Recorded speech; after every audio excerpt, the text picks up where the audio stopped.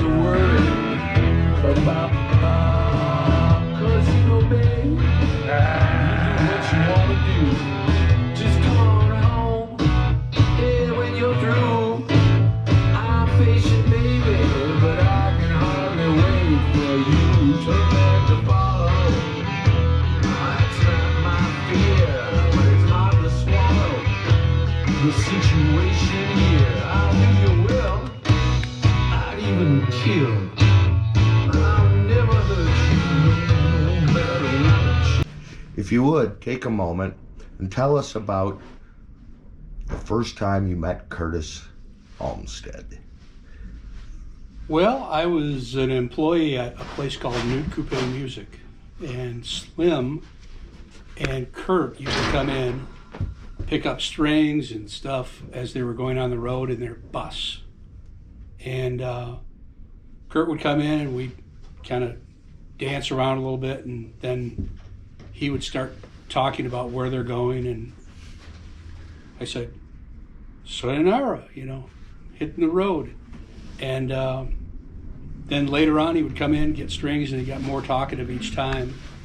And by the time the Longhorn opened, that's when we started to like converse more. I was playing in the Hipsters, and he had the Prowlers, the Spooks, the this, the that. He always had a different name for his band. And what year would have that been, roughly? 77. And 1877? Yep, 1877, pre-Vox amplifiers. So we'd converse more, and I'd see him on the street, you know, on his way to Comic City or Schindler's or wherever. And then I'm down at the Longhorn one night, and he said, hey, we need a drummer for this weekend. So I ended up taking the gig and filling in for Dave Phelps. And that was rehearsals in the basement of Comic City with Ronaldo, Slim, Bob Dunlap, and Curt. No PA system, just 50 watt, 100 watt Marshalls and SVTs. And he's in the middle of the room singing, and it was just like he was right here. I remember seeing him at the Longhorn, and going, God, this guy's voice, you know, he's a force to reckon with. And I started playing with him back then. I left the Hipsters, went on to an illustrious career in the bowling alleys.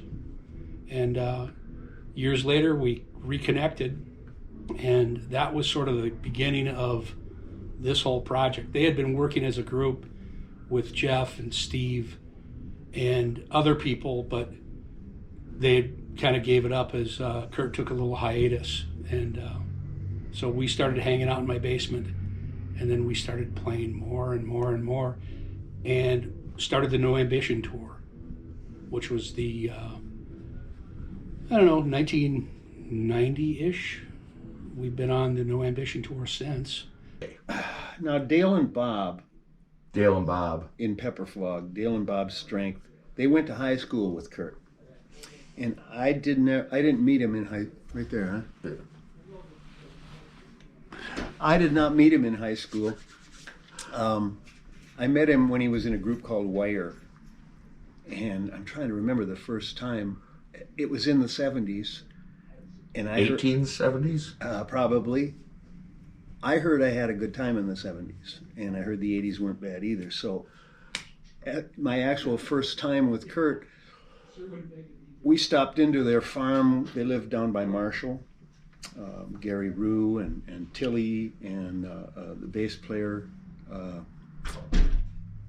Jody? No, but he became a she. Kirby. And I don't know what her name is now, but she's still around. And we would stop into their farm when we were down in the area. And we'd all, you know, smoke a bowl and chat. And he was always out front, let's say, in a good way. See, I tell this to Curt's face, so I'm not talking behind his back.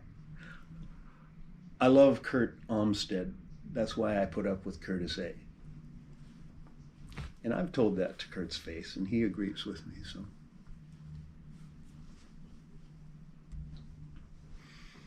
That's I mean, that statement right there. What else how do you top that? I got don't nothing. know. This is literally all we need is we're just gonna do like a snippet from each guy kind of saying. But I've told Curt that to his face. that's a great. I love Curt Olmsted. That's why I put up with Curt as Say. because he can be a lot, but it's worth it. I first met him on record, first time I heard him, and I didn't meet him in person until probably 1981. And then I started playing with him when I was in Jeff Orion and Figures. Jeff Orion was the guitar player in Curt's band at the time. So when I was in that band, Curt would sit in with us quite often. You're good. And so I got to know him then a little bit. And then when that band broke up, no, I guess we were still together. He said, "Hey, I'd like you to do my Beatles tribute." And that started, you know, and then we started doing regular gigs with him. So I started playing with him in like 1985 as an official full-time member of his band. However, the Jerks of Fate as a band did not get together until about 1993. So between 85 and 93 we had many other bands, various drummers, various bass players, many different names, and it just continued from there, and here we are in 2020. We're on 26th and Nicollet. It was west on 26th at the CC Club. I had just moved up here after high school, and a woman I knew was going out with the sound man for Thumbs Up. Thumbs Up was Curtis A., 2 drummers in the band, and I won't name them all, but Thumbs Up ended up splitting into 2 bands, Curt and maybe the Spooks after that. I'm not sure, he had a variety of names, and another band called Nip and Tuck. And I met all those guys at a party afterwards. I remember Curt being exceptionally nice and gracious, actually. And fast forward a year, I had moved back to my hometown of Willmar, and the guys who had formed Nip and Tuck were playing at the local bar, half of Thumbs Up. And I knew they looked familiar. I couldn't place them. I finally placed them. I said, "Hey, I met you at a party a year ago." They were looking for a guitar player. I auditioned, played Baby Blue by Badfinger, and a couple months later they called and I moved up here and I'd gotten the job. And so Curt was still in the circle of Nip and Tuck. We all played the Longhorn. Curt was at the house all the time. So yeah, we just kind of hobnobbed in the same circles. Now, what year would have that been? That would have been late 70s sometimes. I was 21 at the time. Those cats were all a bit older than me. And I was a shy, insecure, low self-esteem cat. And it was an education, you know. I'm still all those things, except I hide them better now, you know, like we all do when we play rock and roll for a while. So yeah, and yeah, we just crossed paths. And it's led to this. Now you're isn't making that something? a new record with Curtis A. A new recordings. Now, some of the songs, Curtis being what I would call a classic songwriter, I don't know that I could tell the difference between a song he wrote yesterday and one he wrote in 1973 or something. I would think they would be pretty much the same, which is a sign of an honest songwriter. That's a very astute point, Brynn. Yeah, that's a very good point. In fact, the classic line when you talk about Curt is Curt. End of story. And that pretty much describes it. You know, he's not going to be bound to any kind of fashionable thing. He does what he does, and it comes straight from the deal. He can't be phony. Curt has a hard time being phony. So I love to put him in those positions. To tell you the truth, is we got to talk about something here, right? So if I know we're with someone whose music he doesn't particularly like, I introduce them, and I introduce Curt as, "This is Curtis A., one of your biggest fans." And I know he has a hard time being phony, so then I like to just sit back and see how he'll handle it. Because at the same time, you know, he's a sensitive cat, but I put him in this quandary. And so anyway, Yeah, Wonderful Kurt's a straight shooter. He's a straight shooter, man. stuff. Hi, my name's Jeff WILLKOMM, bass player For the Jerks of Fate. for years. I can't even remember how long ago it was. I think it was in the 80s somewhere, so it's... That's a perfect start. It's So been a when long did time. you and Curtis start working together? Well, Or how did you meet? Maybe that's even more, because it might not have been work related. no, I moved here from a small town in Wisconsin and, you know, did the thing that you did back then, which was the Tribune Sunday want ads, and I went to a audition and met these two guys named Gary Rue and Tilly, and they were in a band with Curt, and they had just recently left Curt to form their own band. So the very first time I met Curt was, you know, within weeks after being here and being out on the road, and he was playing in Thumbs Up, I think, a band called Thumbs Up. So it was a long time ago.